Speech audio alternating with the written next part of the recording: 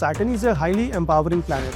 It's always holding our hands and telling us that this is where we are going wrong. We need to correct our own actions, the karmas, and it realigns our karma to a certain new direction in life. Pisces is a sign of surrender, and a planet which is denoting structure. Then how can you surrender in that kind of a fluidity? Sign of the zodiac where human creativity and knowledge meets the Almighty. Piscean is as I mentioned, it is a magical sign. And why it is magical? Because your logic does not really work here. It's a highly fluid sign. We can call it confusion. We can call it some kind of dilemmas in life, some kind of a directionless approach. But this is a very fluid sign. So we know that Saturn is the primary ruler of our karma, and it's considered as a very challenging planet. So we've noticed whenever something bad is happening in our lives, we blame it on Saturn. So is it always the case? कभी कुछ positive aspect नहीं notice कर सकते हम Saturn का? Is it never working positively for anyone?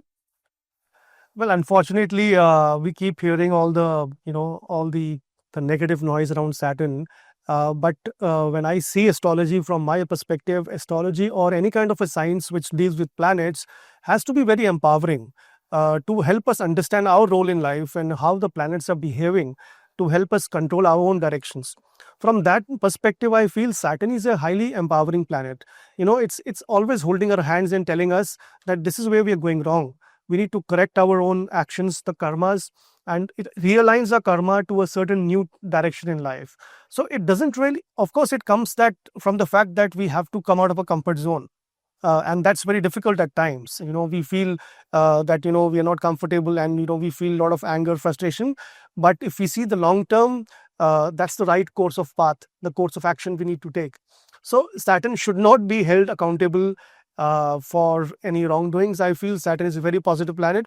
I'll give you a lot of examples as we move forward, how Saturn can be a liberating planet. In fact, it can make us achieve whatever we want in life. So this was the tip of the iceberg, and we'll now take a deeper dive into the topic.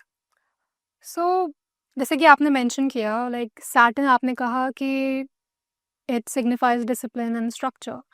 In a layman's term, what I understand is that Saturn is a bit rigid and Pisces is a fluid, dreamy sign. So I want to know how these contrasting energies will interact in this transit. Oh yeah. So, that's again a very interesting kind of a combination which is happening because Pisces is a sign of surrender, and a planet which is denoting structure. Then how can you surrender in that kind of a fluidity? So I'll give you some examples to understand this kind of change which has occurred in the past, and we'll probably go back in history to understand this thing. See, whenever there's a fluidity, that means there's scope of imagination to grow. There's some kind of a creativity which prospers in fluid environments. And when creativity meets structure, it leads to new inventions. So last time Saturn, if you remember, 96 to 98 was when Saturn was in Pisces. And at that moment, there were obviously a lot of developments, but one development I can bring out is in this field of biotechnology, where the science of cloning was first time developed. The sheep called Dolly, that was the cloning that happened, and the science of cloning from there developed. So this is again challenging the structure, something which cannot be done. Saturn in Pisces is bringing us to those elements. So this kind of invention, discovery is because of Saturn. Again, we move back in time around 29 years back in time, roughly around 1966 to 68. That moment we saw a lot of reform movements happening around the world. There were space explorations, there were missions going to the moon, and all those new, the structures that were being redefined because of the human creativity. So these are some of the examples which show us that even though it's a fluid sign, but when we have some structure to our imagination, we can create magic. And Pisces is the sign of magic. It's the last sign of the zodiac where human creativity and knowledge meets the Almighty. So this is where we prosper in terms of intelligence and the creativity element. So since we're talking about Saturn, I feel karma has to come in. So what could be the key karmic lessons for everyone in this transit? Okay. So, talking from a macro perspective, at a very general level, and looking at the qualities of Saturn and Pisces, see, this is the sign of surrender. Piscean is as I mentioned, it is a magical sign. And why it is magical? Because your logic does not really work here.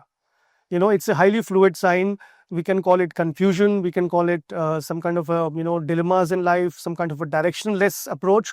But this is a very fluid sign. And if you can allow yourself to flow without worrying about the structure, about your, the karma, everything, then you will, develop a very high level of subconscious awareness.